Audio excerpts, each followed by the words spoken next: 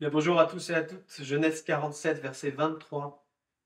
Joseph dit au peuple, je vous ai acheté aujourd'hui avec vos terres pour Pharaon. Voici pour vous de la semence, et vous pourrez ensemencer le sol. Amen. On arrive dans un moment difficile pour les Égyptiens. Petit à petit, ils ont revendu bien ce qu'ils avaient à Pharaon, à Joseph en l'occurrence. Et à un moment donné, ils ont tout vendu, même leurs terres. Et en échange, eh bien, Joseph va dire, je récupère les terres vont appartenir maintenant, eh bien, à Pharaon, à l'Égypte. Mais vous, vous allez, eh bien, le cultiver, je vais vous donner la semence qu'il faut pour vos terres.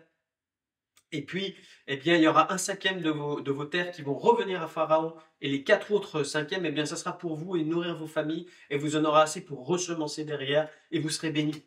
Et on voit que eh bien, ces Égyptiens vont tout vendre, vont tout donner à Joseph pour pouvoir avoir cette vie-là, parce que sinon ils allaient mourir. Donc en fait, eh bien, ils ont été comme rachetés, comme va dire Joseph, je vous ai acheté aujourd'hui avec vos terres. Et j'aimerais te dire eh bien, que toi et moi, nous avons été rachetés par le sang de Jésus, et ça c'est excellent. 1 Pierre chapitre 1, verset 18-19, sachant que ce n'est pas par des choses périssables, par de l'argent ou de l'or, que vous avez été rachetés de la vaine manière de vivre que vous aviez hérité de vos pères, mais par le sang précieux de Christ. Amen. N'oublie pas que tu as été racheté par le sang précieux de Jésus-Christ. Jésus a payé le prix pour que toi et moi, nous soyons rachetés et libérés de cet esclavage du péché. Et par ce rachat, quand on achète quelque chose, qu'on rachète quelque chose, ça veut dire que ça nous appartient. Comme Joseph pouvait dire, eh bien, vous et vos terres, vous nous appartenez. Eh bien, aujourd'hui, j'aimerais que tu te rappelles que tu appartiens au roi des rois. C'est important de s'en rappeler, parce que ça nous évite eh bien, de dévier. Pourquoi je dis ça? Parce qu'en fait, ce rachat-là va nous donner aussi une orientation, une direction, mais aussi une responsabilité devant Dieu. Parce que le prix de nos vies a été payé. Et qu'aujourd'hui, bien, nous sommes appelés à honorer celui qui nous a rachetés et qui a donné sa vie. Romains 6, 22. Mais maintenant, étant affranchis du péché et devenus esclaves de Dieu, vous avez pour fruit la sainteté et pour fin la vie éternelle. Amen. On voit que Paul va dire aux Romains, n'oubliez pas que parce que vous avez été rachetés, aujourd'hui vous êtes saints, oui, à cause du sang de Jésus, mais vous êtes appelés à marcher dans cette sainteté au quotidien et que vous avez comme objectif aussi, eh bien qu'un jour vous soyez dans cette vie éternelle avec Jésus. Glorifiez-le. Comment le glorifier? 1 Corinthiens 6, 19, 20. Ne savez-vous pas que votre corps est le temple du Saint-Esprit qui est en vous, que vous avez reçu de Dieu, et que vous ne vous appartenez point à vous-même, car vous avez été racheté à un grand prix. Glorifiez donc Dieu dans votre corps et dans votre esprit qui appartiennent à Dieu. Amen. Paul va dire, puisque vous avez été rachetés, glorifiez Dieu. Pas seulement dans votre cœur, mais il dit bien dans votre corps et dans votre esprit. Ça veut dire quoi? Ça veut dire que parfois on dénigre le corps que l'on a. Et ça, je trouve que c'est un déséquilibre. Dans la vie chrétienne, on est tellement spirituel que le corps, il compte pour rien. Ton corps, c'est un outil de Dieu. Et tu dois en prendre soin. Moi, je l'enseigne à l'église. Tu dois prendre soin de ton corps. C'est pas parce que Paul a dit que le corps sert et utile à peu de choses qu'il sert à rien. C'est pas ça qu'il dit. Il dit pas qu'il sert à rien. Il dit qu'il faut pas être dans l'extrême et être comme on voit les sportifs qui sont accros du sport et qui deviennent complètement fous, en fait. Et qui se détruisent même à cause de cette façon d'être. Non. Prendre soin de notre corps est important.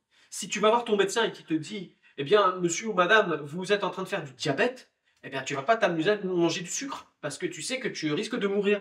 Ce corps-là, il est fait pour Dieu. Donc, tu dois en prendre soin. Si ton médecin te dit, mais vous êtes trop gros, il faut maigrir parce que vous êtes en danger, parce que c'est pas bon pour votre cœur, ton corps appartient à Dieu. Tu dois en prendre soin. Je ne comprends pas qu'on soit que spirituel. Non, nous sommes corps, âme et esprit, nous sommes entiers. Quand je m'adresse à mes frères et sœurs, je ne m'adresse pas à des esprits, je m'adresse à des hommes en entier. Donc c'est important de prendre soin du corps que Dieu nous a donné. Je ne vais pas nourrir mon corps avec des choses qui sont mauvaises, avec des produits qui sont contaminés. C'est pas mon but. Si ça m'arrive, je prie pour mes aliments. Mais si je le sais que j'ai quelque chose qui est mauvais dans le produit, je ne vais pas le manger. parce que c'est pas bon. C'est pas bon pour mon corps. Donc, à ce moment-là, je suis le corps. Mon corps, c'est le temple du Saint-Esprit. Je le respecte. C'est ton outil. Donc, c'est important, mon frère, ma soeur, que tu aies ça à l'esprit aujourd'hui.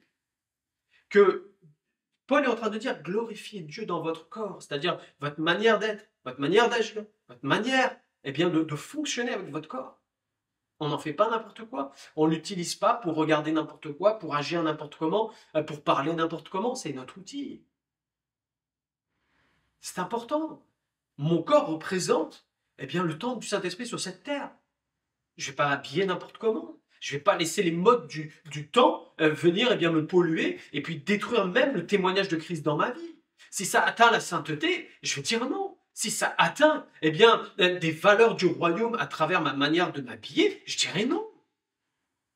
Parce que ce n'est pas le plan de Dieu. Je ne vais pas être une pierre d'achoppement pour mes frères et mes sœurs qui me regardent vivre. Ça serait contraire aux Écritures. Et ça, c'est important de l'avoir à l'esprit. Et il dit glorifiez Dieu dans votre corps, mais aussi dans votre esprit. Ça parle de quoi? Ça parle des pensées. La manière de réfléchir, la manière de voir les choses, la mentalité, elle doit être renouvelée, régénérée par la parole de Dieu. Médite la parole de Dieu, afin que ton corps, ce qui est le temple du Saint-Esprit, reflète le Seigneur, jusque dans tes pensées. Jésus a dit, comme quoi que quand on aime Dieu, on doit l'aimer de toute sa force, de toute son âme, de tout son cœur, de toute sa pensée. Et qu'on doit aimer notre prochain comme nous-mêmes. Il est important qu'on ait cet équilibre, parce que Dieu nous veut équilibrer. Jésus était pleinement équilibré. Alors Jésus, qui est notre modèle, nous montre la direction. Mais que ce rachat soit devant nos yeux, de dire Seigneur, merci pour ce prix que tu as payé. Je ne compte pas faire n'importe quoi de la grâce que tu m'as donnée. Et comme dira Paul, je ne vais pas recevoir la grâce de Dieu en vain. Je vais la faire fructifier. Parce que ce corps est pour toi, mon cœur est pour toi, mon esprit est pour toi, tout est pour toi. Je veux que tout ce qui est en moi bénisse le nom de Dieu, dira David. Alors que cette parole vienne dans ton cœur aujourd'hui et fasse son chemin. On voit que ces Égyptiens, en fait, ils ont fait un choix de dire « Ok, on te donne tout ».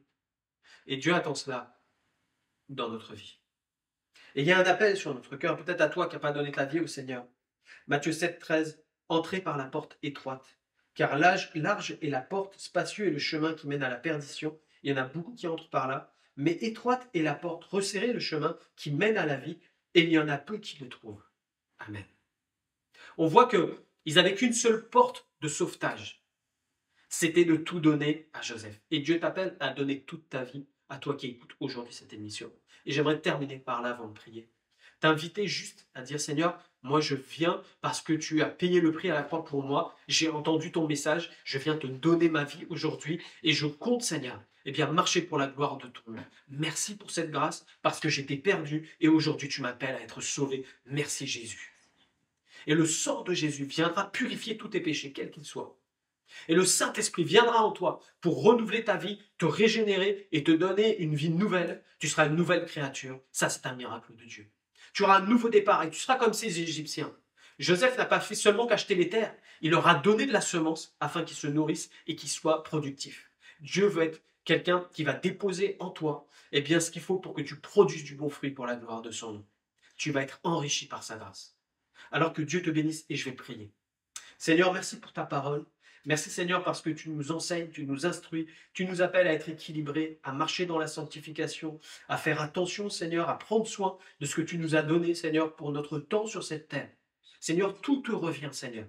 Et nous voulons apprendre Seigneur à produire du fruit pour la gloire de ton nom.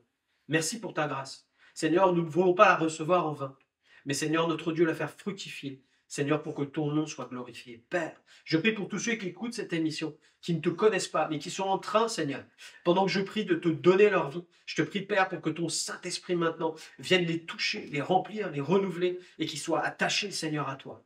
Merci, Seigneur, parce que tu les sauves aujourd'hui et que leurs noms sont inscrits dans ton livre de vie. Gloire à toi. Merci, Jésus. Amen. Que Dieu vous bénisse. On se retrouve demain.